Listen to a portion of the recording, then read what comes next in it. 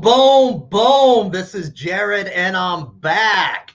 All right, man. I am the host of Warriors Quest, and you are in for a treat.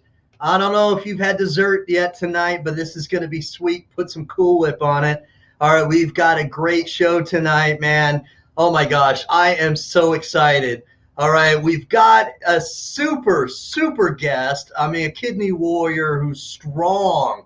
I mean, strong. All right, guns. All right, I don't know if you're ready to see his guns or if he's going to show you the guns, but he's got guns. He's kidney strong. All right, and I've got a co-host who's bringing it.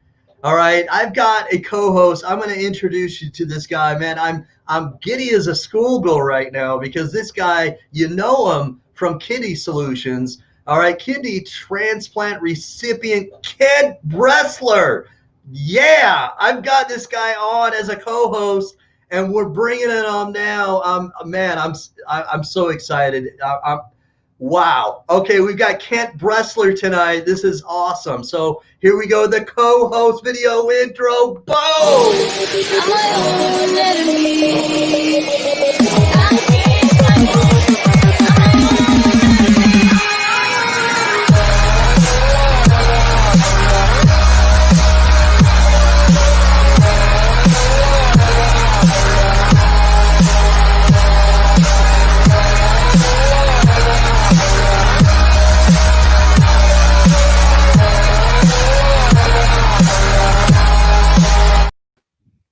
Boom, boom, boom. Kent. Good morning. I'll tell you what. I'm not showing you my guns, buddy. Ain't happening. I don't have any. Colt 45 or, something? No way. No All way. Right. And I tell you what, I probably should have took some extra cardiac medicine for this. Yeah. You bet, man. This is going to be lit. All right. We've got it going tonight. We're going to rock it for the special kidney warrior, our guest tonight. All right, Rob Browder, and I'm excited to tell his story. But man, I'm just as giddy, like a schoolgirl, to have you on. All right. Thank you very much. You're welcome. I was warned about you. I was told to be careful. Yeah, be careful. Yeah. So I'm glad to be here. I'm glad to have you, brother. So, man, tell everybody, all right, Kerrville, Texas. Tell us a little bit about yourself. Introduce yourself for those that may not already be connected with you. Well, I guess it's kind of pretty easy to start. I'm a kidney recipient. If it hadn't been for my brother, Kip, who lives in Wakefield, Nebraska, I wouldn't be here today. And April 30th of 1987, which if you do the math is 33 years ago, he gave me one of his kidneys. I think it was the right one. I don't remember, but he did give me one of his kidneys. And I've been working on it with it for 33 years. And I'm very, very happy that he did what he did. So you're telling me that you've had it for how long? 33 years. Wow. Yeah. Yeah. That is an extended period of time, Ken. Yeah. Same kidney, same brother. And he's doing very well. He's now retired, as I am, and he was a postal carrier, and now he is a fisherman. All right. An extraordinary fisherman. So he lives in Nebraska and fishes a lot in the lakes of South Dakota. So in general, he gave me the gift of life, if you will, but it allowed me to build a career. It allowed me to spend 20 plus years in the VA and 20 plus years in the private sector as a registered nurse. And I've had experience with just about every form of nursing that there is, but I really do enjoy now my retirement years because I get to work with the people I love, which is the kidney community. And I do that through an organization called Kidney Solutions, which can we do one of those shameless plugs? Yes, let's do. Yeah, okay. Please do. Yeah, you can find us at kidneysolutions.org. Mm-hmm. And I don't need to explain it any more than that. You go on, you'll see there's 20 plus faces on there right now looking for a kidney donor. Nice. And we work closely with them, and I like to tell them that we start, help you find a donor, then we're with you during the transplant, and then I follow you for the rest of your transplant life until you either fire me or I die. Nice. I love that. That's awesome. That's loyalty, Kent. I like that. So, man, thank you for your service. My dad was in the Air Force for 20 years, and I saw that he at the end of his life he did spend some time at the VA hospital, and I appreciate that man, that you've got a diverse sort of perspective. You're a kidney warrior. Yes, I have a real deep spot in my heart, and I guess if you're just going to plug yourself, which I don't usually do, but I will say that I'm going to draw my last breath working with kidney patients. So, love it. I love it. Yeah. Well, man, it's I just like your diverse background, because military, which is impressive, and then what you did in the medical field is noteworthy, and now what you're doing with Kidney Solutions, man, that's awesome. I commend you. That's great. Our main focus has changed considerably over the last couple of years.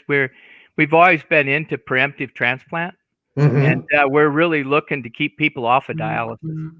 But we'll take anybody if they call and want to help finding a donor. They'll get the help they deserve and need. Right. But we're really working with the nephrology community to try to get them to work with us to give people a chance early on in a disease process that is progressive most of the time. Okay. Progressive usually to death if you're not careful. Right. So our penchant is, prepare for transplant, not dialysis. All right. What we try to advocate for. Okay, so that was going to be kind of my next question for you. And you just answered it. So yeah, there you go. What made your focus or your emphasis to be on preemptive transplant? I had a very I guess knowledgeable, and I was blessed to have a nephrologist who did the biopsy on me, and he chose early on to tell me that we're not going to do dialysis on you. You need to, first of all, he asked me if I had any brothers or sisters, and I said, yes, I have 2 brothers. And he said, well, we need to call them. You're going to need a transplant. You got a bad disease. Okay. He told me I had FSGS. I remember I was sitting in the hallway. His office was so busy, and my wife was sitting next to me, and he came and he went shoved us away, sat down between us, and told me. He said the biopsy came back and you have FSGS, and I said, so what's that? And he explained it, and he said, I really don't know that much about it. I will tell you though, you're going to progress to renal failure, and during that progression, I'll be with you the whole time. But I want to work you into transplant. And I said, good, because I don't want to go on dialysis. And all right. I had 2 days of dialysis. Okay. And that was, I think, out of his heart. He felt like he needed to do that to get me cleaned up well enough to go into surgery, but it didn't do anything for me. Okay. Health-wise, so. His name was Mulgrew. Got the plug in. Dr. Periac Mulgrew. And nice. He's in San Antonio. He's still practicing. He's still practicing. Yes, he is. And he's a jewel. Okay. People know him from all over the country. He's published. He's a real piece of work. And I really believe that had he not been my doctor, I don't know where I'd have been. I'd have probably been transplanted, but I'd have been down the road. Yeah. Okay. Yeah. Sounds like a well-renowned guy then. Nice. Yeah, he's well known here in this area, and he's been at all the transplants. He's a nephrologist and a transplant nephrologist. So he deals, and he's a specialist in the first one of the first immunosuppressives, which is cyclosporin or Sandamune, and I've been on it for 33 years. Okay. And he worked with heart patients, kidney patients, liver patients, lung patients, and monitors their immunosuppressives. And he's just the guru of immunosuppression. Nice. He's the guru, man. That's cool. Yeah. So, I mean, it sounds like he's got so much experience. He's a wealth of knowledge. Then I like that. Yeah, I gotta get another plug in. He's Irish, right? He's Irish. Yeah, and I met a a fella through AAKP, which is I'm on the board of directors at AAKP. Name is Calm Clifford, and he lives in Ireland, and he comes to our support groups. It's midnight when he gets on. And this is okay. he sent me this T-shirt. I was just gonna say, is that why you got the T-shirt? Okay. Yeah, he sent this. I'm elderly. Give me a break. I don't know how to get it all on there. So all right, hold on. I'll put you solo. There we go. That's it. It's Irish Kidney Association. It says there, and it's got the donor cards at the bottom. All right, that's so cool. Yeah, yeah. I remember seeing your post. You posted about that just recently. Yeah, that's cool. I tell you what, you get people tell you thanks, but he's just an interesting character. And he had a transplant. He's had 2 transplants, and of all things, he works for the company that makes ProGraft over in Ireland. Okay. So he's well versed in it. He's very nice kid. I call him kids. Everybody's a kid to me anymore. So he works for the company that makes ProGraft over there. Yeah. It's very interesting. Yeah. So as long as we're doing plugs, which I said I was going to do, I know we're going to talk a lot about donors tonight. I wanted to share a book with you. Yeah, please. It's called The Reluctant Donor.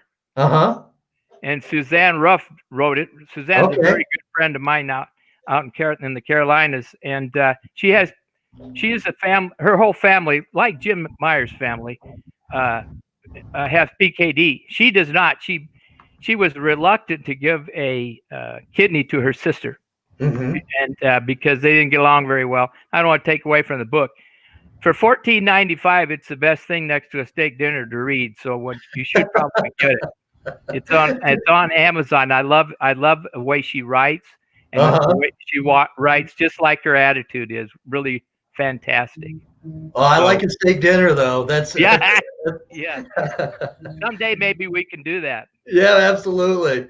Well, let's bring on our special guest. Yeah, really. Let's go.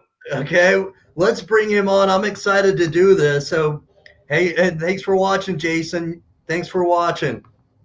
All right, so we've got Rob Browder coming in. Rob, all right, lives in Connecticut, Danbury, I believe. Hopefully I pronounced that right, Rob. But he's from the Bronx, New York. So I'm bringing on Kidney Warrior Rob. Everybody please give him a very special welcome. And let's hold on. Please comment and make some noise. All right, let's get this noisy in here with comments. All right, I'm going to bring him on. All right, very special guest intro.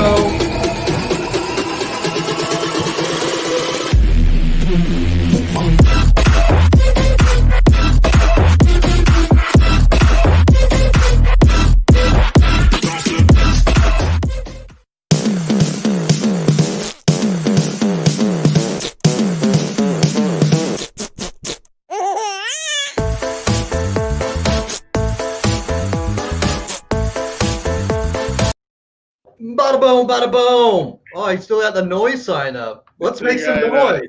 All right. What's going on, guys? Hey. How are you? I'm doing well. And yourself? Good, man. This is awesome. Thanks for coming on. Thank you for having me. Yeah, you're welcome. So I got, offline we talked about this, but I got connected to you because of my twin brother, Jeffrey A. Brown, and he kind of introduced us, and we got you scheduled for the interview. But tell us a little bit about yourself. Introduce yourself, and let's let everybody know who you are. Let's get your story told, brother. I'm Rob Browder, hailing from the Bronx, now living in Danbury, Connecticut. I'm a married man. I have three children, 3 girls. And I'm happy, man. It's not much, it ain't much to it, really. You know what I mean? But, dealing with the kidney situation for the last, I say 10 years, it's been a journey, but it's been an eye-opening experience dealing with health and knowing different things about myself and how to manage myself, how to manage my health. Sharing it with people, especially my friends who I've hung out with, getting them to be tested and making sure that their kidneys are healthy. And I just kind of been an activist in that light. So I'm here, man. Let's hang out. Let's talk. Nice. All right, let's do this. So, what up, Steve? Hold on. What's up, Steve? I see you, Steve. There he is. Yeah. That's the good brother. Bob? Yeah. Hold on. I'm getting all excited with the everything here. I'm putting in the wrong buttons here. There we go. So we've got a bunch of people chiming in, which is awesome. But let's make this place loud with comments. So keep them coming in. Nice. So we've got some people, friends and family here. I want to bring her up. Thanks for watching, Janelle. That's my wife right there. All right, thanks for watching. I was just gonna ask you. That's her right there, man. That's your better half. All right. She's my soldier, man, and because this is kind of my second trip with a kidney, and when I was unfortunately losing the second one, I had got a call from University of Maryland, and they had called me and said, "Mr. Browder, your creatinine levels are going up. I think I need you to come to the emergency." So I got to the emergency. It might have been about 3:30, and unfortunately, I didn't get a bed till maybe like 11 o'clock. All right. While I got on my way to the hospital, this time she wasn't my wife at this time, but she would randomly call me to check in to see how I was doing. So she called and she said, "Rob, what's up?" I said, "I'm on my way to University of Maryland. I think something's wrong with my kidney. I'll call you back later." So I get to the hospital. I get checked in. It's about 11 o'clock, maybe quarter to 12, something like that. I'm putting on my gown. I'm about to get into the bed and just kind of wait there and see what's going on. Guess who walks through the door? Janelle Hamilton. Oh, wow. For real? Didn't ask her, didn't just till I was on my way to the hospital. Mind you, she was living in Danbury, Connecticut, and I'm in Baltimore, Maryland. Yeah. And within that time frame from 3 o'clock, that was when I left work, till I got in the hospital, this lady packed up her bags and came and sat by my side. Oh my gosh. Wow. Yeah. Wow. I love her to death. I love her to death, man. That's an amazing story. Yeah, man. Wow. I think those friendships are the most, huh, Rob? Yes, listen, and we was friends. Yeah. We was friends for 6 years prior to that. So she would call me at least once a month or maybe every other week just to say, "Yo, Rob, you good? You need something?" "Nah, I'm good. It just so happened she called in routine. I'm on my way to the hospital. She just kept the beat rolling. She told the kids, she said at the time, "Listen, I gotta go take care of Mr. Rob." And she showed up at my bedside, man. And I tell you, a lot of the reasons why I'm here today is because of her strength and her love and her support. It just gave me the extra burst to say, "Yo, I can't go nowhere." Wow. Too many people need me around here, man. I can't go nowhere, son. So that's your why, huh? That's my why, baby. Wow. That's it. I get that. I get the same feeling with mine after 51 years. How you like that? How about that? But listen, man, you're an inspiration for 33 years, Ken. Yeah. Yeah, listen, I don't want to talk about that. I want to talk about you. Okay. I want to talk about you. I want to know what a second kidney would be like, because I have not had to go through that. I've been fearful of it my whole life because of FSGS. FSGS will attack a transplanted kidney more often than not. And so I've lived with that every time I went to have my blood work drawn. I think, God, I hope my blood work's okay. Right. You actually experienced it.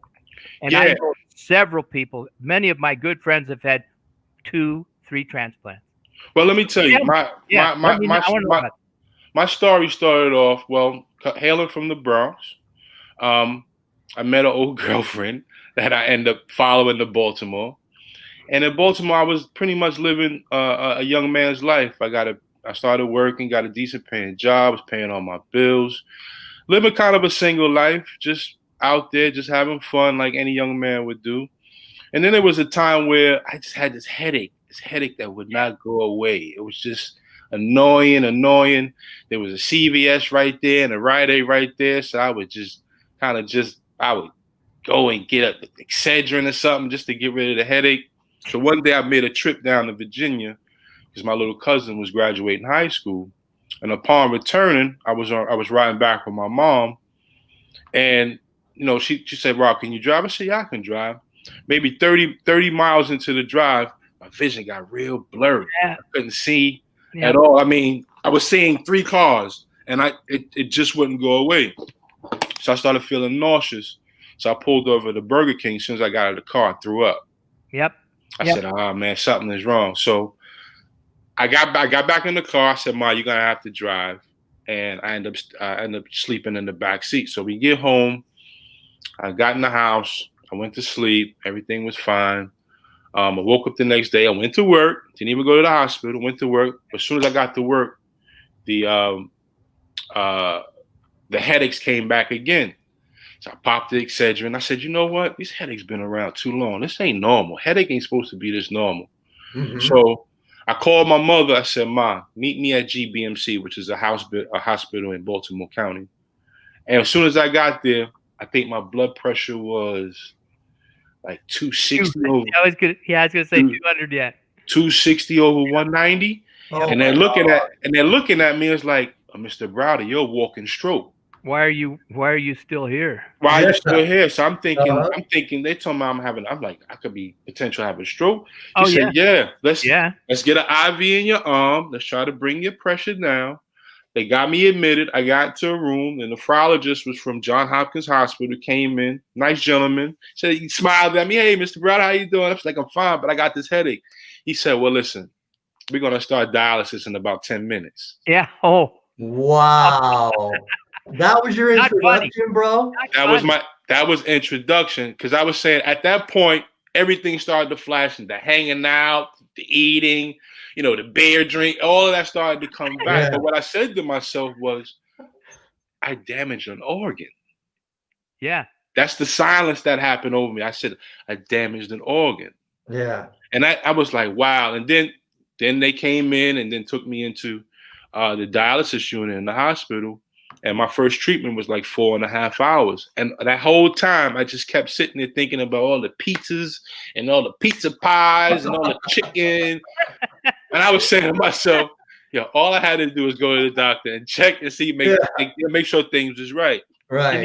You felt dumb, right? You felt because it was that simple. It was that simple to go check out.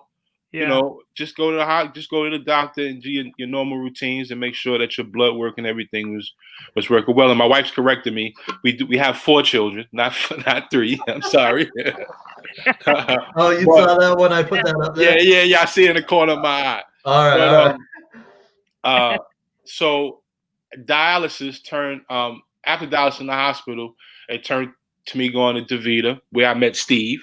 That's where I met Steve back in. And he said he was your charge nurse. Is that right? Yeah, he was my charge nurse, man. Wow. We would chop it up every day about life, about religion, about history. Yeah, he's one of the coolest cats. Yeah, he's the coolest dude, man. And that made the time go by every time. So I knew when I seen Steve there, I said, yeah, this treatment gonna be nice. Yeah. You know what I mean? Because he was a cool dude. And I was only in dialysis for 6 months because my mother was a match. She was a same kidney type, or same blood type, and same tissue type. All right. So, but my nephrologist kept telling me, look for a younger kidney.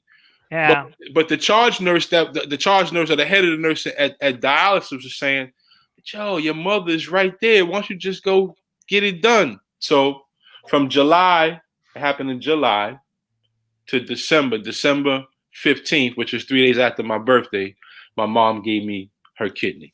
Wow. Oh, wow. So you never pass up a kidney, right? Is that kind of like the penchant? That's mine. I just say, don't ever pass up a kidney. Don't pass up a kidney, man. Why would you do that? So because you can always get another one. You can always get, but I didn't know. This is the first time. Right, I'm like, right. I'm thinking, well, all right, a younger kidney, maybe I will have it. Maybe it will last a little longer. Yeah. But fast forward, to what happened in 2000 and I think it was 2016, 17 when they called me, University of Maryland called me and said that actually what happened. I was at work and the building had a gas leak. Crazy enough, so they evacuated the building. They had a gas leak. Had a gas leak in this big building on Pratt Street. What floor were you on? I was on the 18th floor. Aye. Yeah, so I had to make my way down the stairs. So I get outside and my sister calls me and she's like, "Brother, University of Maryland is trying to get you. I don't know what's wrong, but they called mommy and they called me. Call them back." So when I called them, I spoke to the nurse and she said, "Yeah, you did blood work the other week and your blood work has been fine, but your creatinine went from 1.2 to 3.6, like that. Oh, wow. So, and there's a reason for that, and I share the reason for why the kidney was failing. So that's what happened. That's how I ended up in the hospital, so on and so forth. But the reason why my kidney failed is because I was changing employers, and it was right around December. We had already chosen our benefits package because that usually happens in November. Right. So when we merged with the other company, I was under the impression that my medical benefits would follow with the new company because I didn't have an opportunity to elect anything.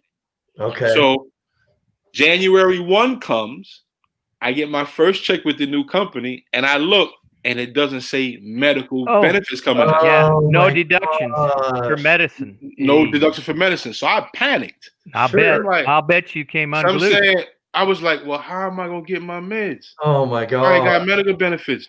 So I called my employer and asked them, is there any way that I can select? Because I noticed that medical benefits aren't coming out of my check. She actually told me, no, you have to wait till November. I said, I can't wait till next November. Oh my gosh. Wow. So I panicked again. Just so happened I was an Uber driver at the time. So I was making a little extra cash. Yeah. So I went out in the outside market and bought my own benefits. But that took about 30 days for that to kick in. By that time, I was already rationing the Prograf that I had. So at that time, by me rationing my drugs, the white blood cells was already attacking the kidney. Sure. So when I can only imagine. Wow. So when I went and did that blood work that prompted the call, that blood work showed that the white blood cells are already attacking the kidney. Now, Dr. Pallone his name, was the nephrologist at University of Maryland. He did tell my wife and I, when she was my girlfriend at the time, he said, well, he might have about maybe 2 years tops, but he may be going back on dialysis. So we kind of just trekked it out. But by the end of the year, come January 1 of 2017, I woke up. I had this infection in my throat that made my tonsils swell up. So I was talking like this.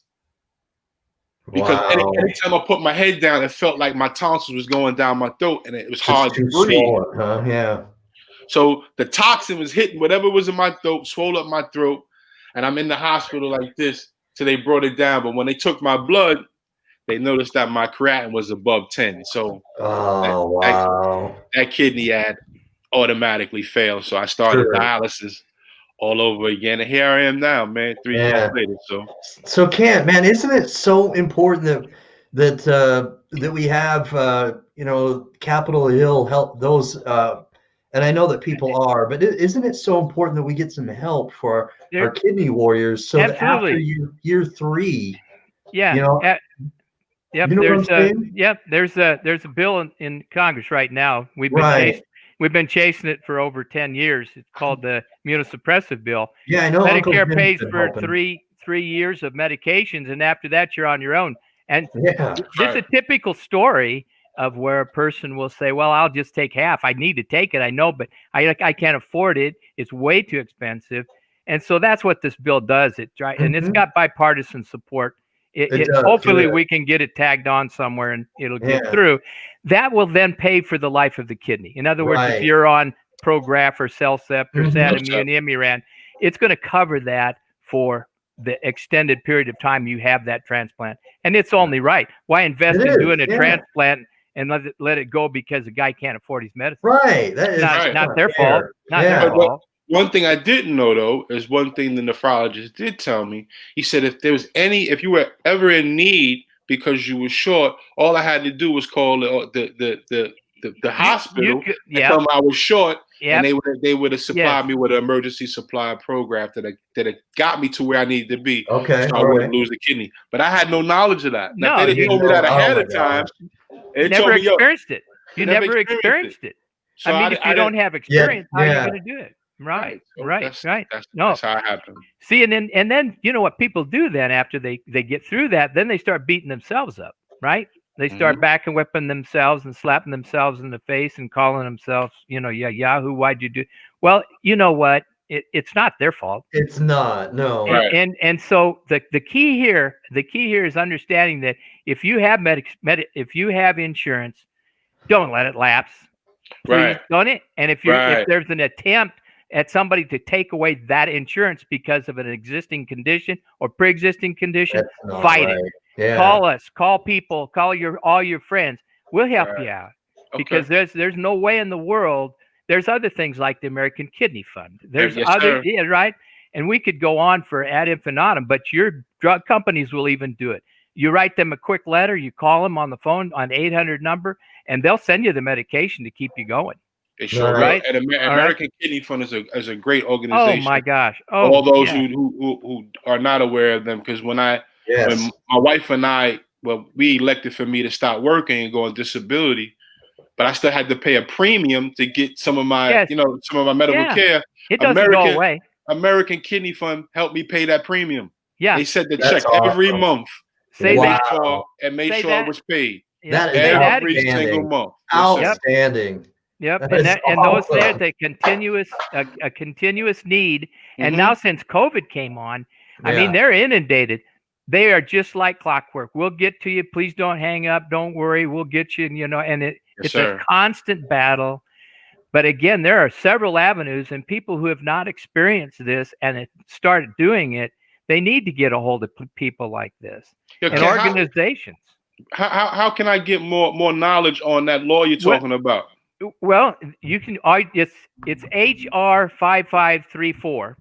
Okay. That's in the house. That's the House version. Okay. And it's called the Immunosuppressive Act. It's a big long government word, but just go look for 5534. 5534. All right. And after the show, you'll have my email. I'll send you all the information you want. You won't have to go looking. I'll send it to you. I appreciate that. Nice. Thanks, Ken. So I want to bring up this comment again. Holy cow. My wife is on it. Oh my gosh. You were hospitalized for 9 days, had 3 blood transfusions, 2 plasma infusions, and you were in ICU for the first 7 days. Talk to me about that. We can't leave this without talking about it. Now, in February, prior to February, my urologist did an MRI and noticed that on my old kidneys, there was a cyst.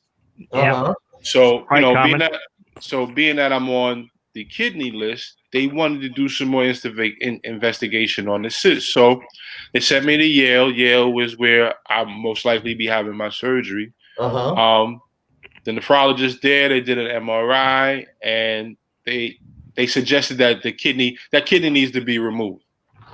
So this past February, I had that kidney removed, and the day I was supposed to be discharged, I go down to dialysis, I do my dialysis, and for whatever reason, in my site on my arm, because I was on heparin at the time. Yeah. So, all right. The nurse upstairs when I was in my room had my heparin set for whatever drip rate it was set for. But when I went down to the dialysis unit, that lady was unable to change the setting while I was on the machine.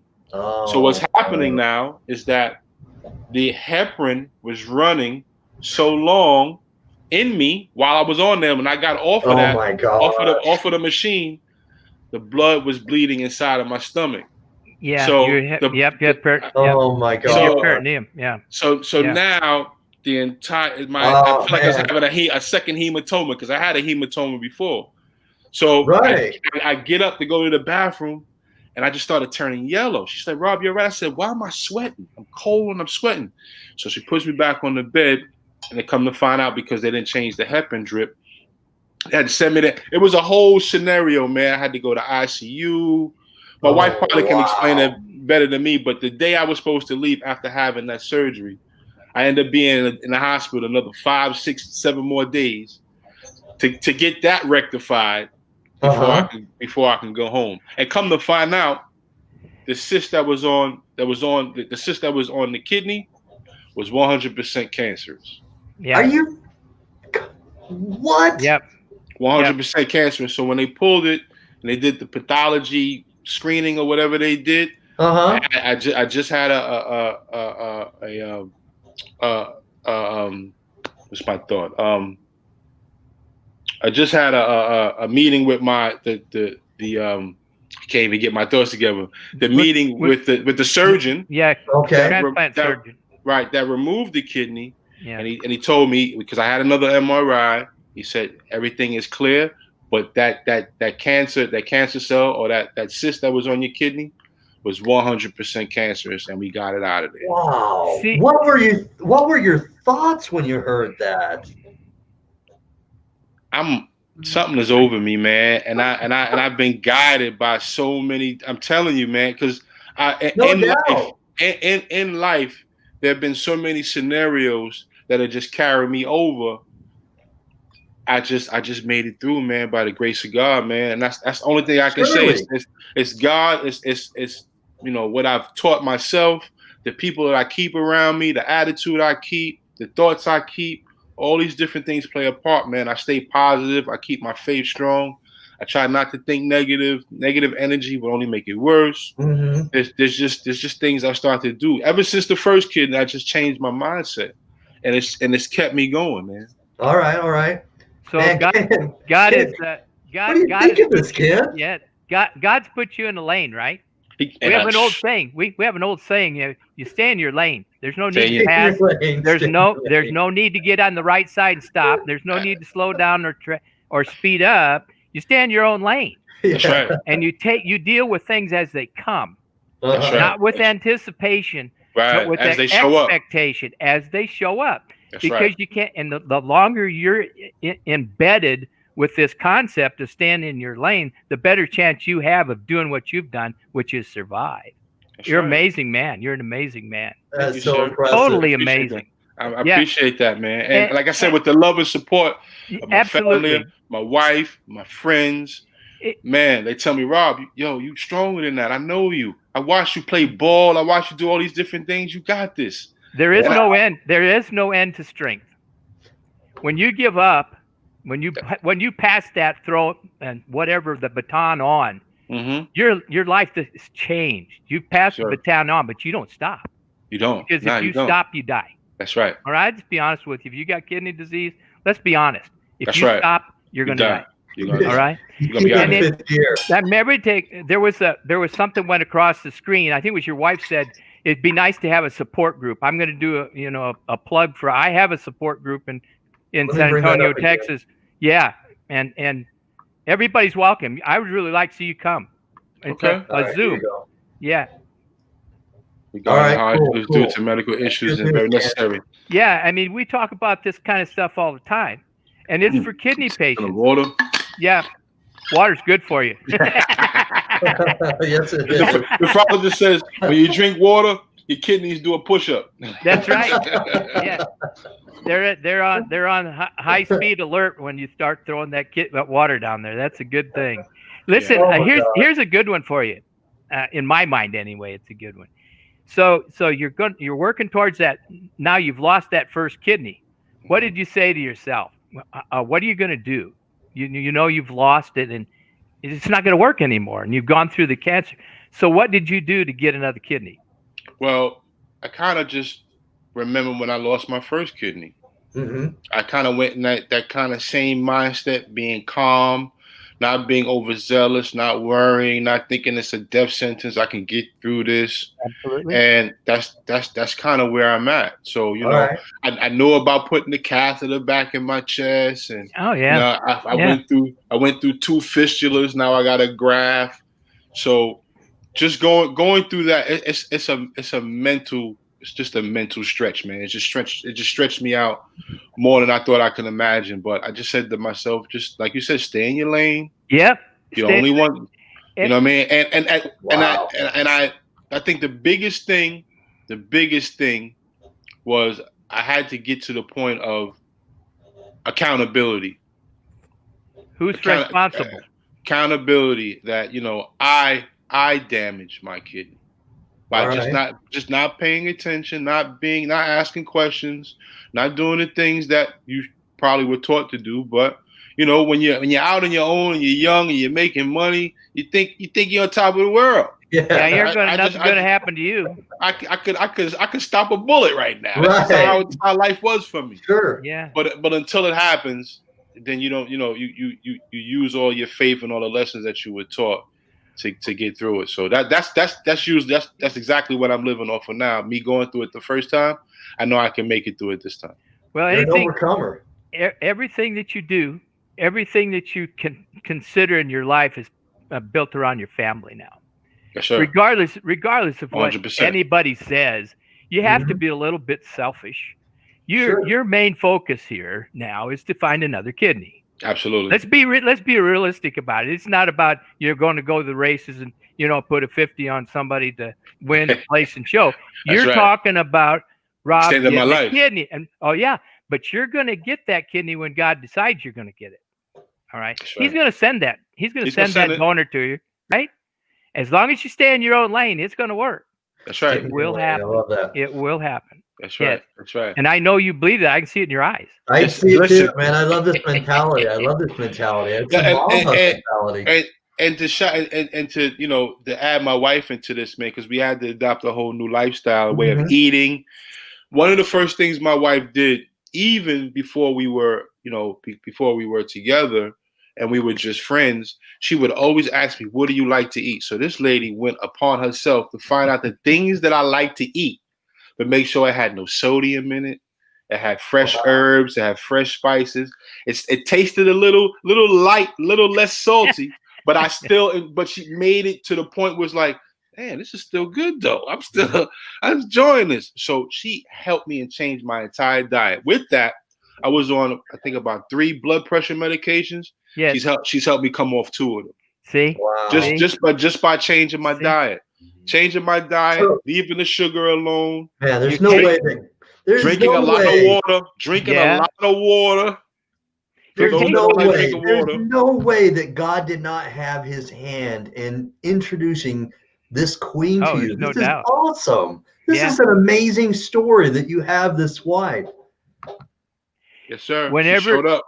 Whenever you have the opportunity, if you just think about where you would have been had you not had your wife. Oh, you would be talking to me now. That's right. That's my point. And that's the same way with mine.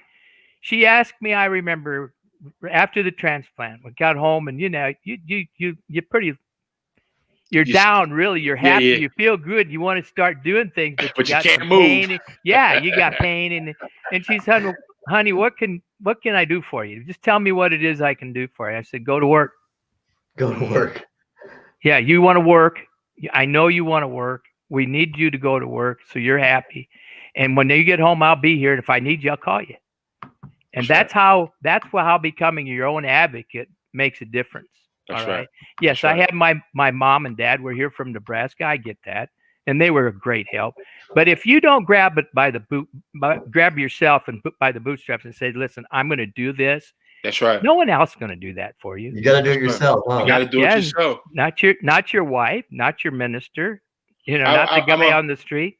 I'm a firm believer. Anywhere you are in life, I don't care where you are. Anywhere you are in life, you got yourself there. The things you either said yes to, no to, your thoughts you keeping. Everywhere, anybody that's sitting watching this, where you're sitting now, you got yourself in that seat. Nobody else put you there. Nobody else put you there. That's no lie. That's what I had. I was like, yo, I did this. That's right. It wasn't my friend saying, yo, Rob, have another beer. Let's go get a shot. I said yes to that.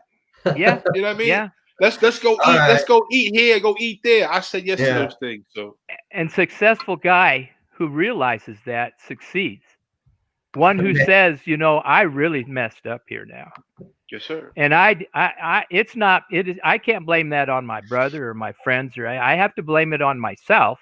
That's right. But if I'm going to blame it and not do anything about it, I'm not going to do well.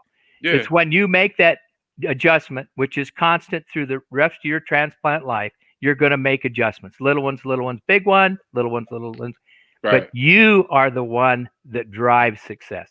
That's right. Nobody else is going to do that for you. That's right.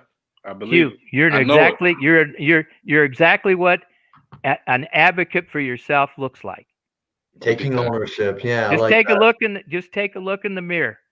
That's and right. tell me who's in charge. Right? I know it. That's right.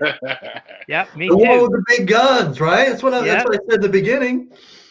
Don't have any hesitancy to help somebody else to realize that. Don't take any poor pity me. I have no empathy pity parties, for you. man. I have empathy for you. I understand where you're coming from. That's not where you're going to go. That's right. Right. That's not what's going to happen to you. You're not going to do well unless you want to do well. And you do what's right. Change starts within.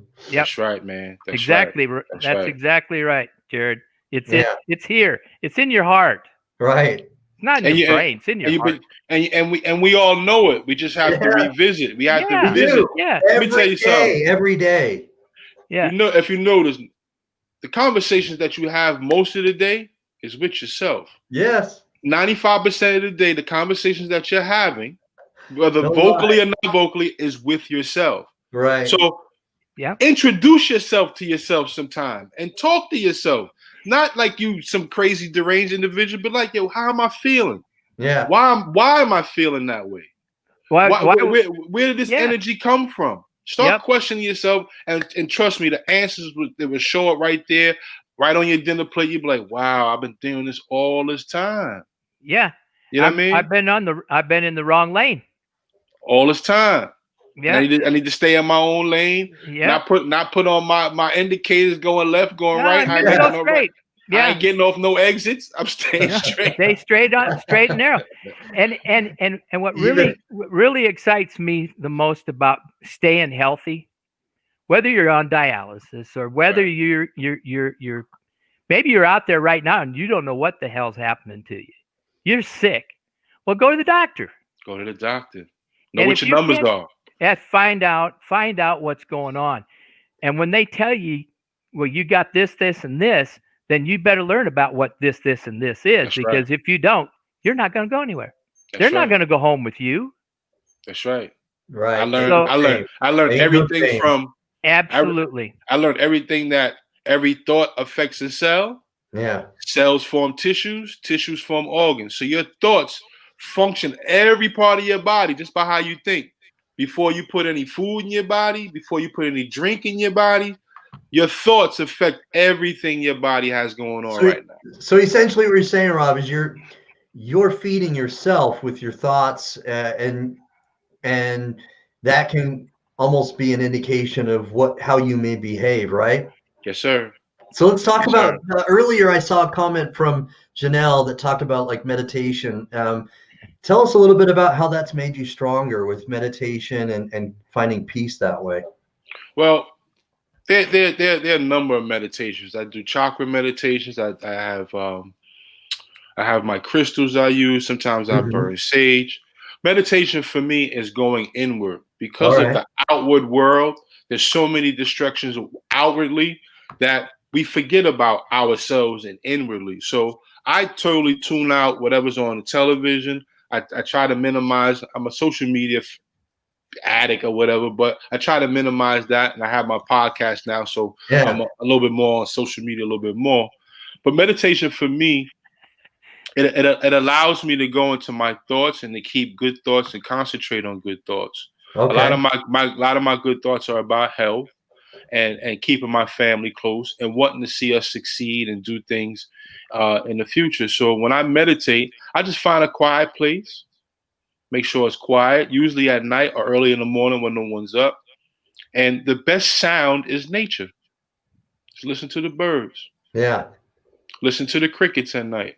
All right. It's very tranquil. Close your eyes. There's a series of inhalation breaths that I do through watching some Tai Chi techniques. Build as much air up in your lungs as you can till your lungs get up high. Let it out easy. Sometimes I'll come up. I'll just say a chant like Om or Lam. Okay. You get that vibration. Now remember, vibration is a law that's everywhere. Everything is moving. Everything is vibrating. But you want your cells to vibrate. You want your cells to vibrate so they can produce and make more cells and do the right thing for your body. So you want those to be healthy. You know what I'm saying? So when I meditate, I do that. I got my alkaline water here. Alkaline. All right. Make sure, you know, that my body's getting flushed out properly. And I'm at peace. I'm at peace when it's quiet. Like I said, I usually do my meditation early in the morning or late at night. I use my crystals. I got, you know, rose quartz crystals is good for health. Clear quartz crystals is good for health. Amethyst crystals is good for health. I might keep them on my arms or keep it in my hands. Sometimes I'll keep it on my forehead. I'll keep it on my chest. Because those are minerals. Them things vibrate. Like I said, everything vibrates. So I want the positive energy to vibrate in me and keep things healthy. And like I said, I just went to my nephrologist, to my doctor in Yale. He said, "Yo, you're a pinpoint man of health. Like your health is so pristine, anybody will want to put a kidney in you right now." Nice. Because I'm keeping that clear. Now, do I have a day where I might eat a Starburst? Sure. Yes. Right. Yeah. Okay. I was waiting for you to tell me that. It's okay to have a beer once in a while, right? Thank you. Golly. You know what I mean? But my wife's a chef, so she'll let me have it. But then she said, no more. You had enough. You know what I'm saying? And we have what we call we also do what we call clean week. Now, clean week is where everything is raw. There's no dairy, there's no starch, straight fruits and vegetables for 1 week. And how does that help, or what's the emphasis on that, or the end game?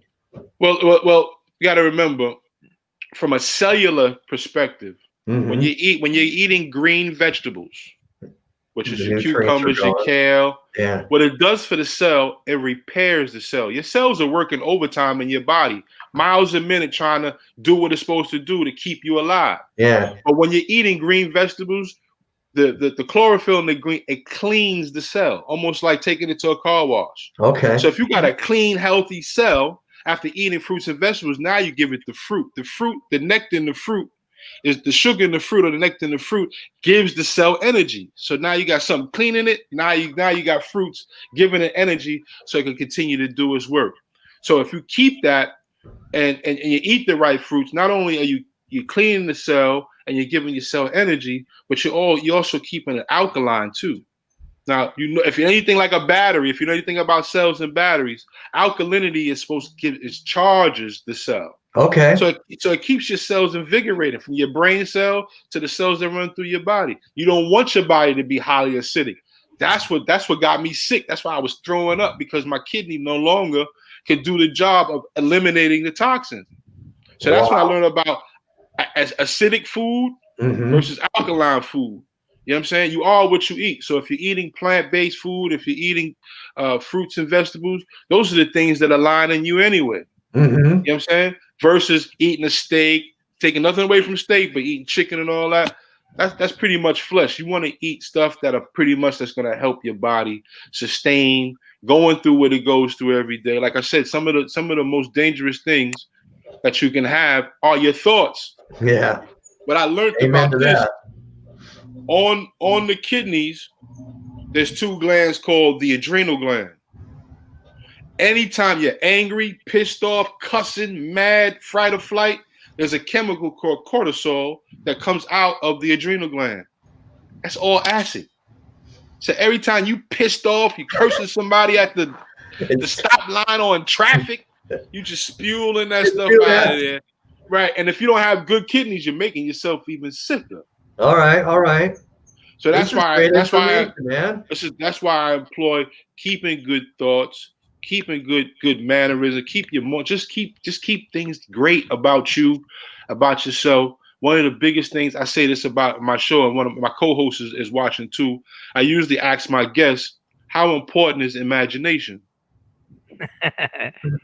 Because we, as adults, we kind of forget about it. We think that's something passe for kids. For sure. But if you think about, like I said, the conversation that you're having with yourself, that's an imaginative thought. When you pray, that's an imagination. You're asking for something that ain't here yet. Right. So if we need to implore that a little bit when you're meditating, when you got time alone, think of something good. Think about when you're going fishing. Think about when you're with the boys and y'all are just hanging out. Think about a good laugh. You know what I mean? Think about a great time with your wife, with your kids. You can reinvent so many different things out of thought and your imagination that would change your life totally. Love this. There's a good feeling about eating right. I have never grasped onto a diet. I've never done that in my whole life. In 33 years with my kidney, I've always considered moderation my best bet. And for those out there that don't have the drive or the understanding or the resources or not, if you can just think moderation. When you sit down at the table, don't try the Big Mac. You know what I'm saying? Don't do the Big Mac. If that's all you can get, geez, just eat half of it. Right. All right. Don't get the Big Mac. Get the hamburger. Get a burger. That's right. I mean, that's moderation. Yeah. And that's part of meditation also, because you're using your mind's eye to say, I don't need to have 2 baked potatoes with all the fixings and a 12-ounce steak. I can get along fine with a 4-ounce ribeye. Right. That's right. And no potato and beans. That's right. You retrain yourself. You have to retrain yourself, and moderation is the first step. So, fellas, how hard is it to have discipline like that when you're trying to be careful with what you eat? It ain't hard, man. Not when you're sick. Tell yourself. Not when you just gotta tell yourself, this is what I'm going to do to stay alive. Mm-hmm. What do you want to do? That's being in that lane again, right? All right. That's being in that lane. If you say to yourself, I can do that. It's okay. Just I'll do this. Well, doing that just the one time turns into 2, 3, 4, 5, 6 times. All right. That going to that Dairy Queen every evening for just a small ice cream cone. See, that's not what we're talking about. That's not moderation, and that's not paying attention. That's right. You are your own advocate. You are responsible for what you do. That's right. It's exactly right, Jared. You hit it right on the head. You cannot do that and expect to be well. There's a term we use in around my friends. It's called knowledge of self. You have to have the ultimate knowledge of who you are and what you are. If you don't have that, then you fall short to all the other shortcomings and manipulations and things. McDonald's could come right across the TV and you go right out there, go get a Big Mac. If you don't have no knowledge of yourself, but I can't eat that. I don't even know the sodium intake in that. Right. Why am I even doing it to myself? To even ask. Oh my God. You don't want to know. You don't. No. No, sir. You don't even want to know, man. So if you look at the vast majority of our population right now, they're pushing their belly down the street. Yes, sir. And I'm not berating people that have a lot of weight on. It's the truth, Ken. It's the truth. But if you're that way, there's a way to get out of it. Yes, sir. But you cannot. Jared can't tell you. Rob can't tell you. Kent can't tell you. You got to tell yourself. You got to tell yourself. And then you go to every length it takes, just like an alcoholic who gives up the bottle. Right. Goes that extra step. That's then that becomes the extra half mile that becomes the mile and then the marathon. That's right. Once you reach the marathon, you're fine. Cruise control after that. That's right. Then I'll tell you what, you're the only one in the lane. Right? Yeah, true that. That's right. Cruise you're control. the only one. That's right. That's right. True. Absolutely. Listen, you've got a space. The presence. I don't know. You talk about an inner feeling, that mind's eye, your mind's eye. Mm-hmm. And a lot of my mind's eye is part of praying all the time. Everybody says, "Well, do you ever sit down and pray?" Well, I don't sit down and pray. I'm praying all the time. Right. It's a constant with me. And I want to brag about that. I want to tell people that. Oh no, that's not true. You can't do that. Yes, you can. Right? That's right. In the conversation. That's right. That pause is a prayer. Right. All right. Say that one more time, Ken. Say that one more time. Is the prayer. All right. Amen to that. He's talking. Back away from all of this silly stuff that you think is life. Frivolous, yeah. And approach God in the manner that you want to be approached. Yeah. Because I hear people say it all the time. I wish God would tell me what I should do. Well, you're not listening. He's been telling you. Yeah, you ain't listening. You ain't listening, right? Yeah, you got yourself somewhere between A and B, and you ain't getting to C till you get to B. So you might as well just take him in. He's in charge all the time. He don't never take days off. No, he doesn't. He'll send the boat. If you miss the boat, he'll send a bus. If you miss the bus, he'll send a cab. If you miss the cab, he'll send a bike. Yeah. You miss the bike, he'll send a kid on a skateboard. He'll send somebody. There's always a way to approach him. Yeah. Always. God is always on time. He never, ever forsakes you, and he never, ever takes you for advantage. He takes you along with him. That's right. On the ride of your life. Get on board. Get on right now. You're not going to have a chance. If you give up the chance, you can always come back because he's always there. Yes. Hey, if you're out there. Unconditional. Yeah, man. And that's what's kept me afloat. I read a lot. You know, my wife and I have a vast library. We're always digging and looking for new things to learn. And that's the thing too, man. Don't be afraid to reinvent yourself. Uh-huh. You know what I mean? There's a lot of information out there. I picked up gardening, and you know that's what. Yeah, nice. Listen. Yeah. I picked up gardening. That's cool. It's like we on the same page, Kent. I'm telling you. I spent the half of the afternoon cleaning up the garden so I could plant my fall garden. See? What are y'all gardening? I got cucumbers. I got peppers, green peppers, red peppers. What else I have? Jalapeno peppers, cayenne peppers. 2 buckets of tomatoes today, tiny ones. They're the last of the tomatoes. Tomatoes is next year. I'm gonna get tomatoes next year. This is my first year. I did basil, purple basil, sweet basil. Sage. We have a. The thing of it is you got to have a release, right? Yeah. Amen. Absolutely.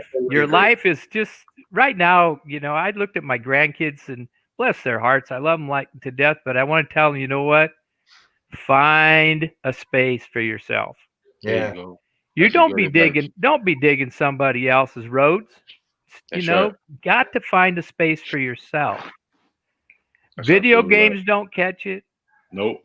No. TikTok ain't gonna do it. No.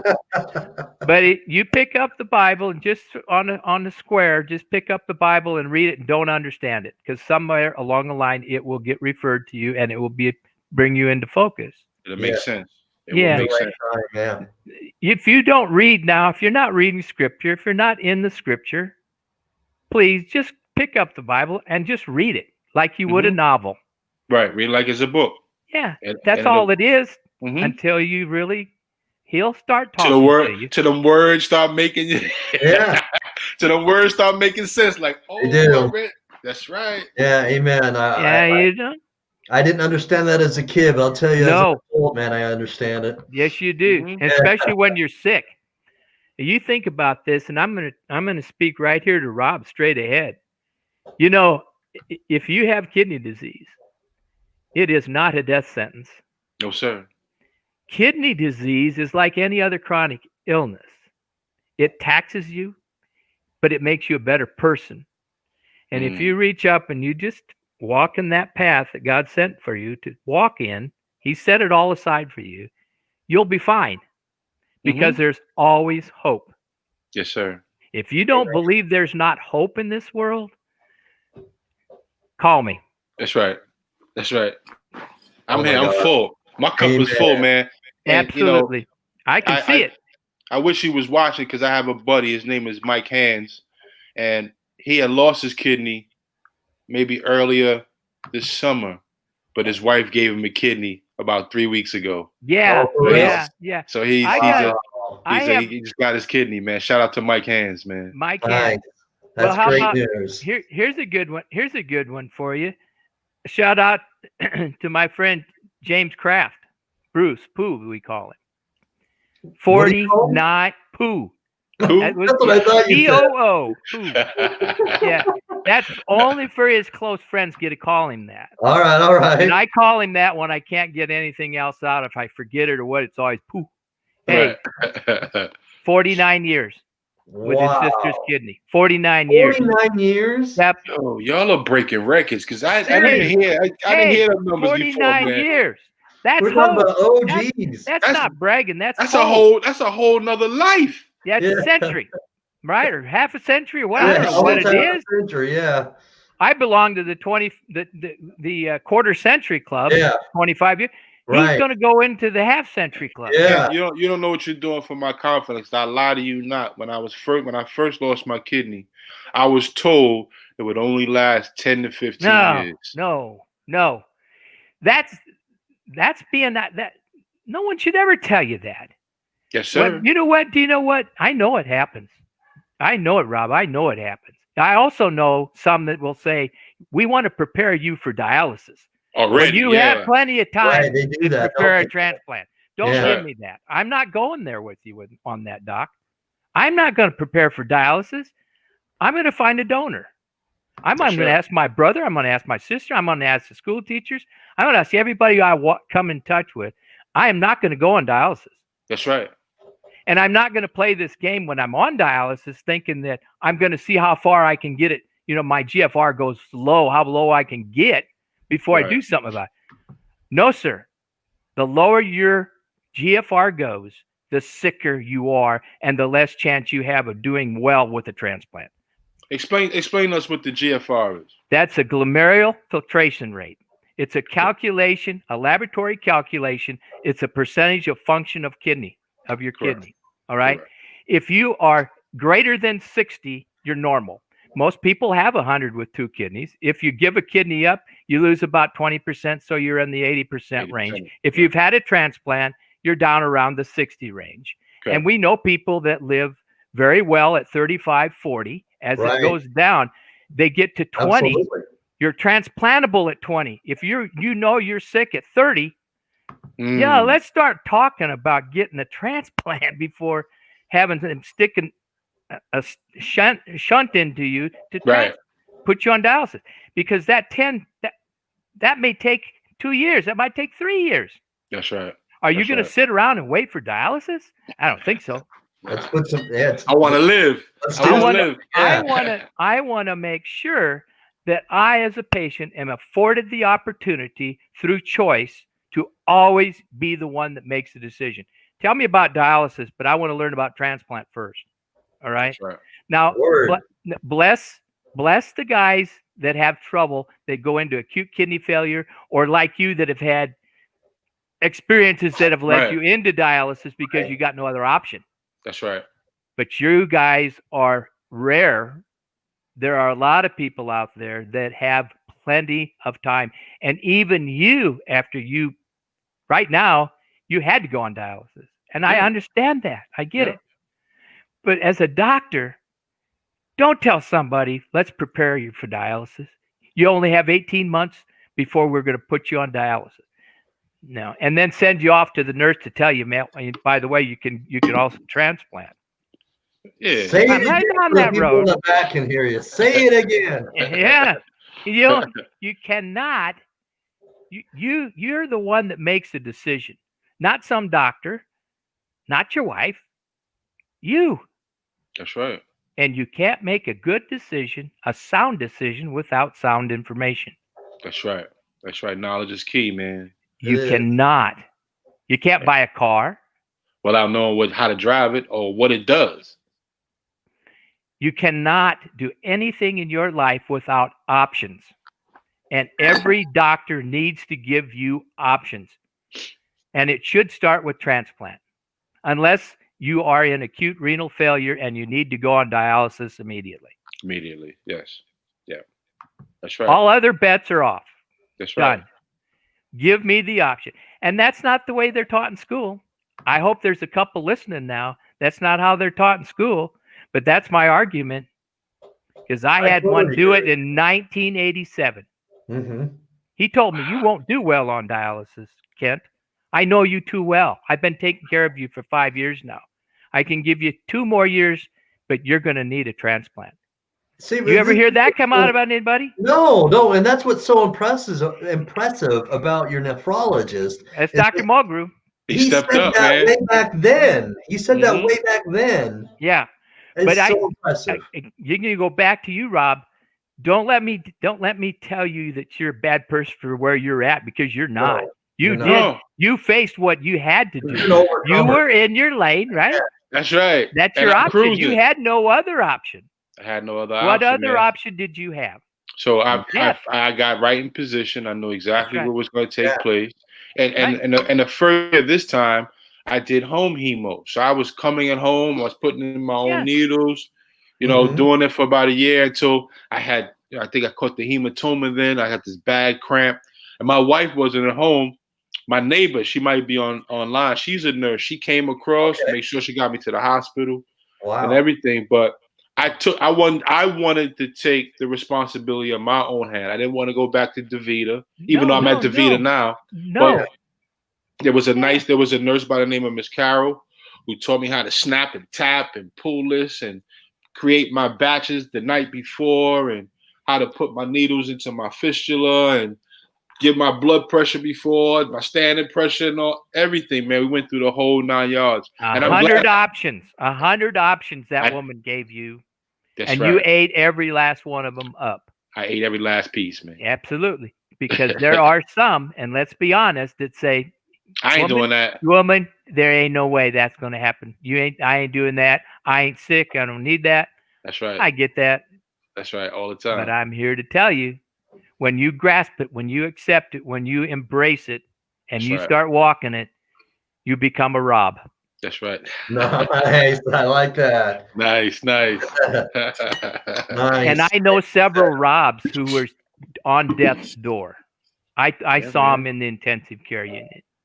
And my prayer was always, Lord, you know what to do with this man or this woman. Will you please do it? Mm-hmm. He's working it.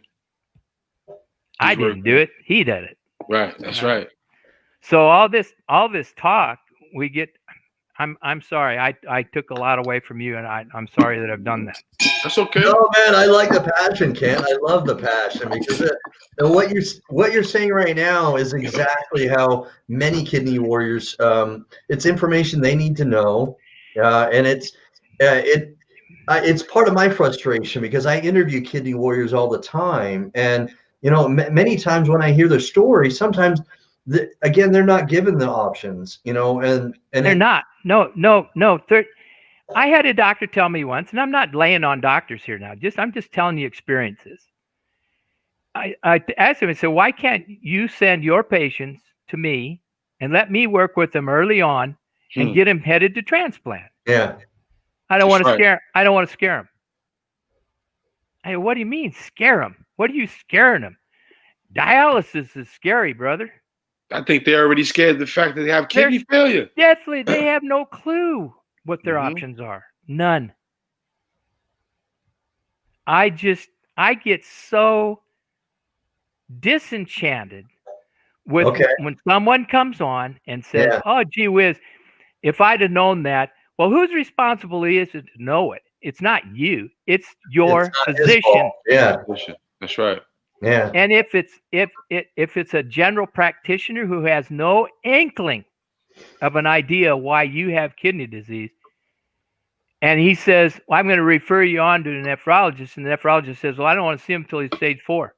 Oh my God. You need to find a different nephrologist, first of all, and you need to refer me to somebody, because when I have protein in my urine, right, I'm dominating this conversation. The protein. That's all right. Sorry. Keep going, kid. Don't stop, man. If you have protein in your urine, no healthy human being has protein in their urine. Yeah. Amen. Whether they're 5 years old or 95. That's right. Makes no difference. You have it, and you go to the doctor, and he says, well, yeah, you got a little protein in it. Let's just watch it. I go to when somebody tells me that, I said, you need another doctor, buddy, because it ain't going to work for you. That's right. You don't have to have a referral to see a nephrologist. You can walk into the office. Well, we know the reason why these things happen, man. If you follow the money, that's where all these. Let's not get me started now. Yeah, it's the truth. It is the truth. The biggest truth ever. You know what I mean? Between when I found out how much Prograv costs, I said, Jesus Christ. Right. Absolutely. Please, it's Lord. staggering. How could that be? How can that be that much? Yes. For a 60-day supply? Listen. That's what made me panic when I didn't have it, because I was like, how am I coming out of my pocket for that? I have people call me all the time and ask me how I'm going to pay for my medicine. We'll find a way. We do. That's it. But I don't get all the calls. There are lots of people out there that, I'm just one person. We have to tell more people that this whole thing is about you. It's not about somebody else. That's right. That's right. It's all about your you. income is not based on money. Your income is based on health. That's Period. Right. That's right. There's no doubt in my mind. That's right. And I'm looking at health Rob. Makes your wealth. That's right. Mm-hmm. You're right. I look at both of you. I look at a man who gave a kidney. I look at a man who lost kidney function, believe it or not, and could run the risk of losing that one kidney that he has. But guess what? He gets to go to the top of the school, top of the list. He can go in and get a transplant or go on dialysis to stay first rooster out of the pen. He's that. That's the man. He's that rooster. Right, he's that first rooster out of the pen, and he's working. Yeah. He gets to go to the top of the list. So if you're wanting to donate a kidney, we have plenty of people that are looking. And this is a man that deserves one. Absolutely. Everybody deserves one. Yeah. Right? That's right. Rob, that donor's going to come. I know. I'm waiting for that phone to ring, Kent. Oh, and it's coming. My bags is at the front door, man. Yeah. And tell him to get out of my way. I'm going. Get out of my way. Please get out of my way. All right. So, Rob, speaking of which, we've got the information scrolling across the screen here. Read that to make sure I got it right, though. So I got this from your Facebook feed. Is that the right phone number? 866-294-3897. Yes, sir. Okay. That's the donor's number at Yale. My kidney coordinator is Monica Pendleton at Yale New Haven. Okay. She doesn't tell me who calls or who's been tested. Right. She doesn't want to get me all hyped up. She can't. But I tell you, this year, I got a call. There was a potential individual who was going into surgery, and they told me that the family already, if he didn't make it through surgery, that I would have a kidney. But lo and behold, the man made it through surgery. All right. Amen. So I was like, that was good news for me. So that is good news. But so yeah. I noticed the cross. They got me on the whiteboard somewhere, Rob. So, I know that. R-O-B. He's there. I saw it go across there. I think it said donor blood type. Yeah, donor blood type is B or O. It's actually B positive. Right. Let me speak to that. This is me talking, and then we'll get arguments. I understand. I don't care. This is me talking. If you publicize that, what is the AB guy going to do? Is he going to say, "Oh, can I donate to him?" Right. It's best to leave, in my opinion, your blood type off, because that person is a donor. They have a blood type. Don't care what it is. They can always mix, match, and swap. That's right.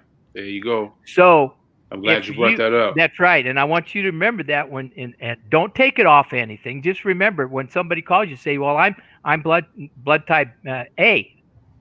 Well, that's fine. That's fine. Just tell them you want to donate to me. Okay. That's right. And then they'll say, well, you can't, your blood type's wrong. And then you tell them, well, I want to be altruistic. I want to go ahead and give a kidney so that he can get a kidney. That's exactly what happened. My buddy Mike Hands, he was B positive and his wife was O, but she still gave the kidney, and they found him a B positive kidney. That's why the swap program. Yes, sir. That's why I do not put blood types on the people. You won't see it on my website when they're looking, because I think it scares people away. What if they don't have? Yeah. I mean, just think about it. I'm just saying. And you'll get arguments. Somebody's going to get on Facebook and call me this and that. And I get it. Fine. But I'm telling you, I have had an experience. I had a man tell me, well, I'm A positive. Why couldn't who could I give it to? I said, you can give it to him. We'll get it worked out. But my last visit, my nephrologist said, well, my case is a little rare. She said you would need someone who's almost a 90% match. Oh, yes. Because my antibodies are Yes. are so high. Yes. And I remember when I was first getting my kidneys, they done changed my Prograf level so many times. I went through the infusions to change things because the antibodies, the white blood cells, anything that got underneath my skin, the white blood cells is like, get out of here. You don't belong. No, I hear you. Yeah, that's rejection. So, your PRA is really high. So they did tell me my kidney may not respectfully come from Connecticut. It could come from someone in California, someone in Texas. Oh, California. You know what I mean? That's what they said. California said your kidney can come from anywhere in the nation. Because could come from the Virgin Islands or anywhere. Right. That's right. That's right. So you're right. You're absolutely right, man. Listen, you got success all over you. It's in your face. It's in your hat. It's in your hair. It's going to happen to you. It's around me, man. When you smile. Thank you, man. I can tell you from experience that this whole thing is perfectly laid out for you. It's perfectly laid out for everybody if they just ask. That's right. Open your mouth. It's and Kent, you bring up a good point. And many times when I interview people in the very beginning, it's very difficult for them to ask. Many people I've talked to, it's hard for them, right? I don't know how it was for you in the beginning, Rob, but obviously you do a podcast now and you're vocal. But how was it for you in the beginning?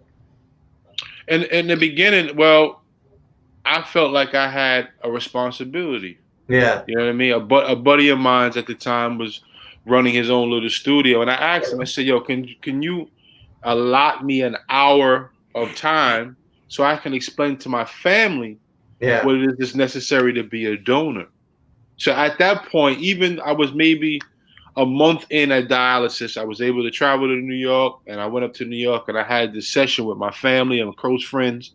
And I told them what I went through. I told them all the things that happened about putting the catheter in my chest and knowing what creatinine numbers are, and make sure you know what your numbers are. Make sure you know your blood pressure.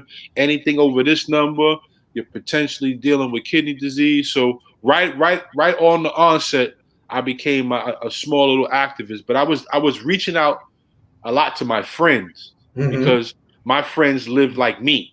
Okay, they hung out like me. They partied like me. They did all the same things I was doing because we was always together. I mean, year after year after year, we did the same things. So I said, if my kidneys are going through this, one of you guys. And they don't know it. Y'all don't know it. You're on the list.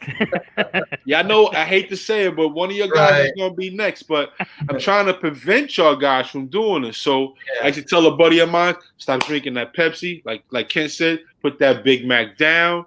Go cook your food. Yeah. Because that's what I had to learn. Because mine. I lost my kidney because of hypertension. So not knowing my sodium intake, I didn't even know there was a barometer for that. You know what I mean? So I learned that I could only have 22 milligrams of salt per day. Per day, yeah. You know what I'm saying? So I had to check the bread. When I eat bread, a slice of bread had 120 milligrams. So if that's 2 slices of bread, that's a sandwich. That's 240. You didn't put no mayonnaise, no cheese, no nothing yet. Yeah, the hot dog and all that stuff. It changed everything. And I'm I'm seeing my friends still eat at McDonald's, still eat at the restaurant, still eating pizza. And these are daily routines. This is how we ate as kids because fortunately that was accessible to us. You know what I mean? You can get at. That's all you can get at. And that turns into a habit. So now you're just living off of the habits that you've gained throughout your life. But then it don't hit you till you're 30, 40. You're not playing basketball. You're not running around like you used to. So you're not sweating it out. You're a little slower. And it catches up to you. And that's what it caught up to me. I stopped playing basketball. I stopped working out because I started making money. I thought I can be a little leisure. I can hang out. I can chill out. But then that headache, I'll never forget that headache. That headache never went away, man. In that headache, I had those constantly just before I was diagnosed. Mm-hmm. I called them throw up headaches. Yeah. They're migraines. Exactly what they're. Hit me right back here. Yeah. would start right here, and it just like somebody shot me right through the head, Mm-hmm. all the way to the back. And it make you nauseous. And I could not see. I'd have flashes of light, and Yes, sir. I'd go home and lay down, and I was sick laying down. I was sick sitting up. I was sick under the bed. I was sick on top, and it come 3 or 4 times, and I went in. Eventually, and my blood pressure is 190/110.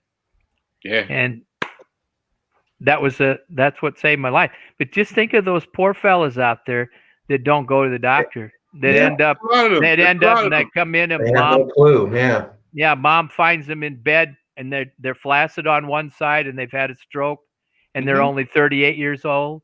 Yeah. 42. I was 37. I was 37 going on 38. I was 37 when I had my transplant.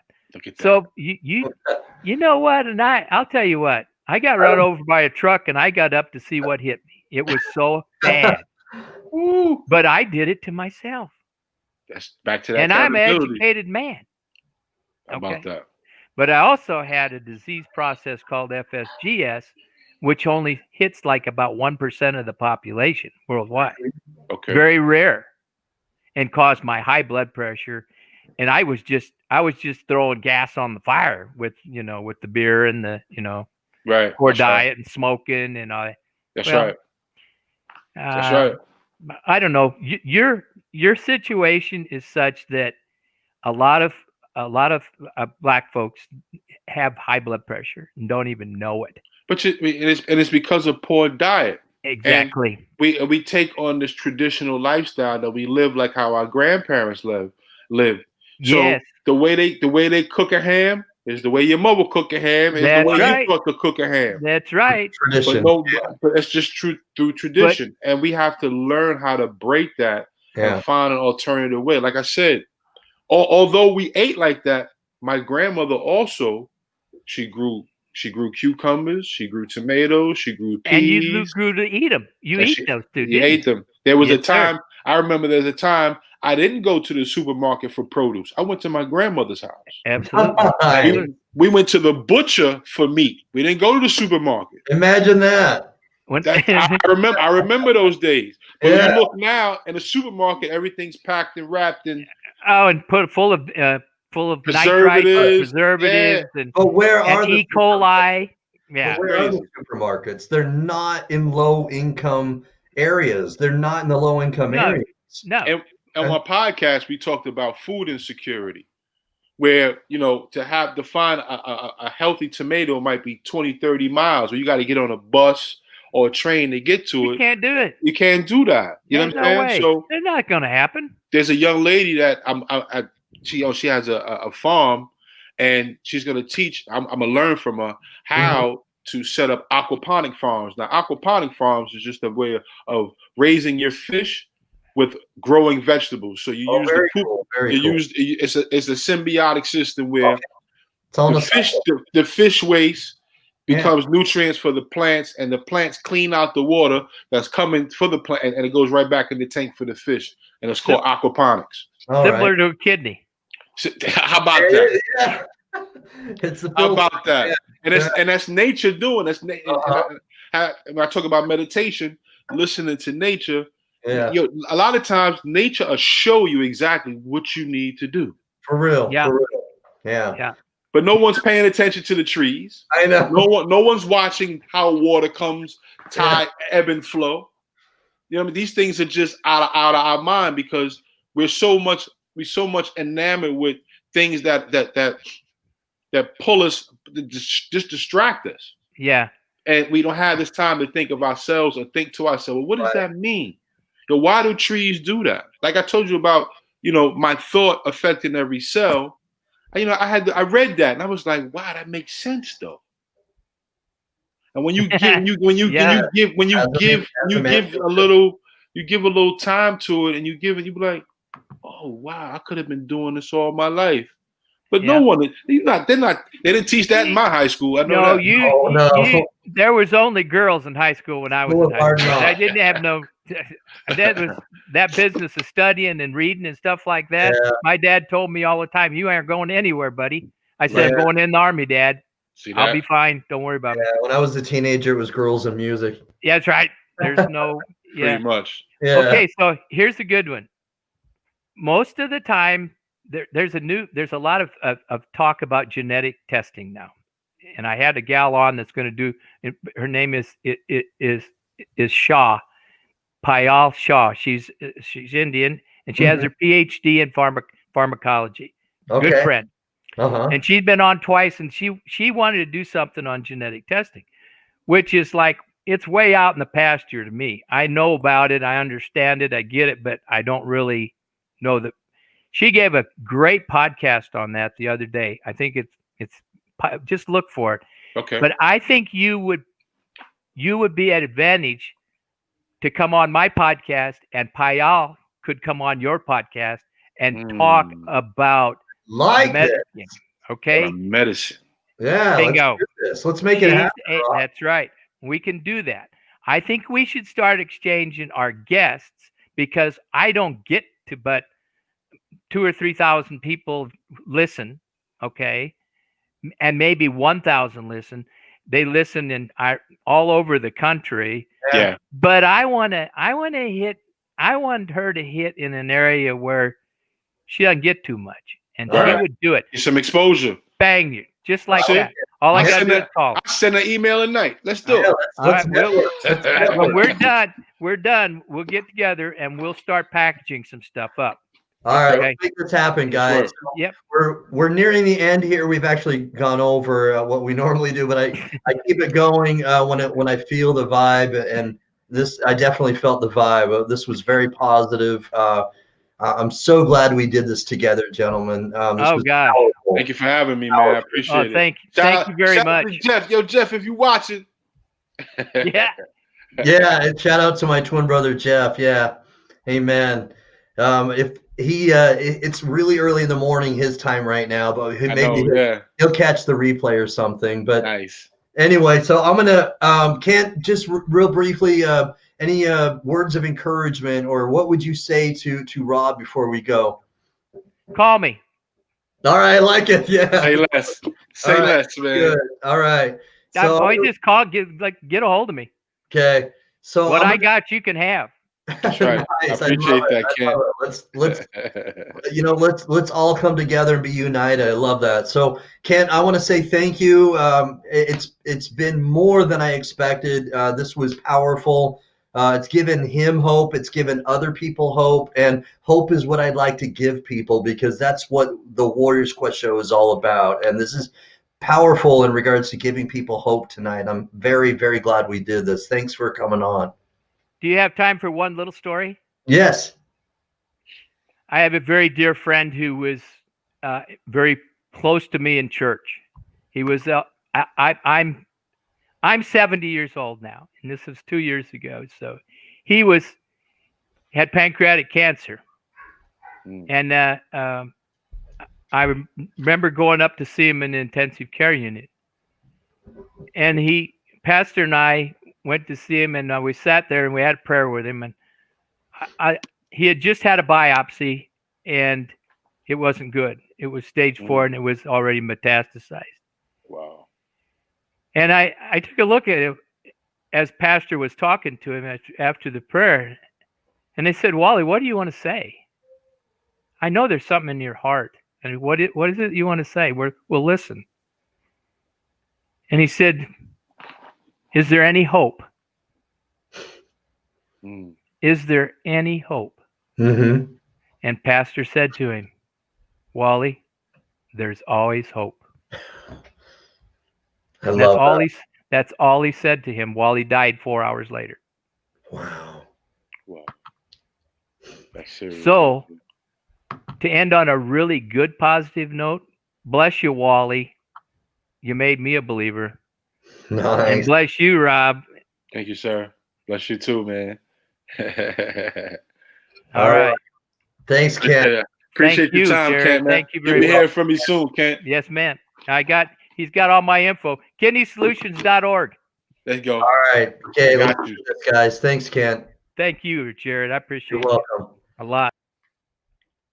All right. So, Rob, I just wanted to give you a moment to give a shout out to whomever you want to shout out, and maybe give Anybody else who is listening, maybe just say, just do you, bro. Yo, shout out my wife. She is the catalyst of it all. My man G just popped up there. What up, G? But shout out my wife because she's been the inspiration. She's helped me turn my life around. She's been a tough cookie, man. She's a little firecracker. So when I get out of line, she straightens me up. She's helped me change my diet. She's helped me change my perspective on life. She's given me the opportunity to do things that I've dreamed about doing.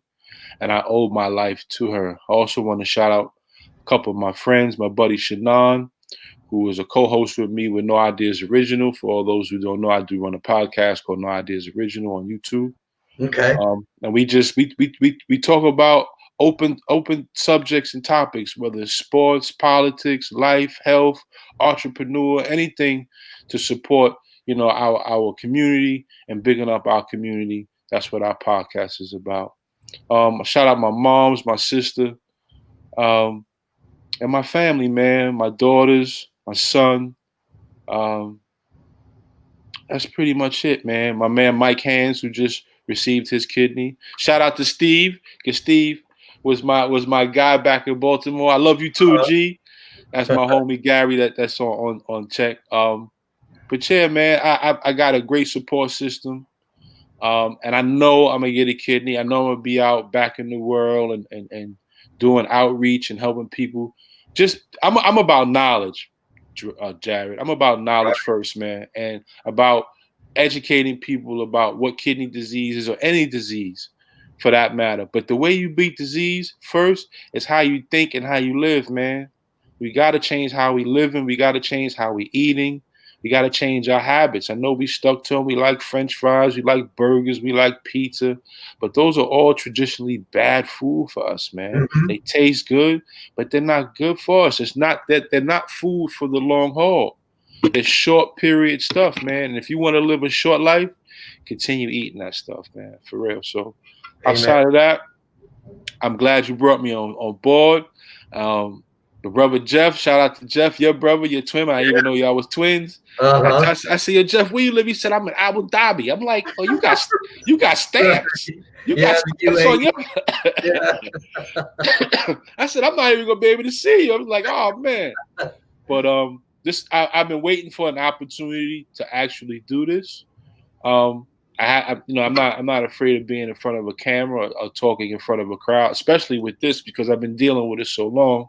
Mm-hmm. It's second nature. Right. So now I just feel like I'm just a beacon of light to shed some light on some people about health and about awareness that they may not, which I know some of them are not aware of. That's all. Well, man, wow. I'm rooting for you. I'm a big fan already. You're a guy who just is searching and thirsting for knowledge, and your positivity and everything that you stand for is just inspiring. And man, I will be elated. I will be just so happy when you hit me up and let me know when that call comes. So absolutely, you be the first one. You be right on that list, Jared. That's right. But as I haven't said it yet on this broadcast, but please don't be stingy. Okay, please share, everybody. Let's get this word out for everybody. Okay, we need to get this out. Your homeboys chiming in again. Let's get this message out, okay, to as many people as possible so that we can broadcast this, from mountaintop to anywhere else where we can make sure that anybody who's not heard that he needs a donor gets the word. All right. So please share this. Don't be stingy. All right. So homie, I'm glad we did this. Let's get up again, man. Let me know, man. I'm here anytime. Yeah. Anytime. All right, man. This is good. Thank you so much. And all right, I'm gonna hit you up. I'm gonna keep in contact with you. And man, send me Kent's information too. I will. I can talk to Kent for sure, man. And Jonathan Traylor lives in Kerrville, Texas. Jonathan Traylor is the guy that I talk about. I had Jonathan Traylor on the Warriors Quest show the beginning of August. All right, so this is there's some past broadcasts that you can watch, but I had him on the Warriors Quest show. He was looking for a kidney. All right, he was looking for a kidney donor, and I had him on my show, and just like within 2 weeks, all of a sudden I see on Facebook that he's gotten a call and he found a kidney. It just, God works in mysterious ways, right? But he's always on time, baby. Don't be stingy is what I say. Yes, he is always on time, and he works. He's acutely aware of everything you do and everything we all do, and but we are so much more in charge, like you put it. Okay, that. And even Janelle said this. And I know that I was going to end the show, and we just keep on talking. But we can go all day. Yes, but Janelle said this, earlier. I'm going to see if I can find the comment here. Hold on. Here we go. Here it is. So faith without work is dead, okay? And I believe this wholeheartedly. So that's why I say don't be stingy, because we need people to put forth some action, all right? We need to share. We need to do things and move this along, because as powerful, and I believe it is, that we pray together, okay? We come together and pray, okay? Everybody please kneel down or say a prayer in your heart, or however you want to pray. Pray for Rob, but do more than just pray, because if you feel inspired like I feel inspired tonight from his incredible story, okay, and you feel stirred within like I do, and you feel the passion, okay, if you feel that, that's from God, okay, act on it. Don't be scared to act on it when you feel inspired. Talk about it. Something, okay, act on it, and when we act on it, great things happen, because that means faith is not dead,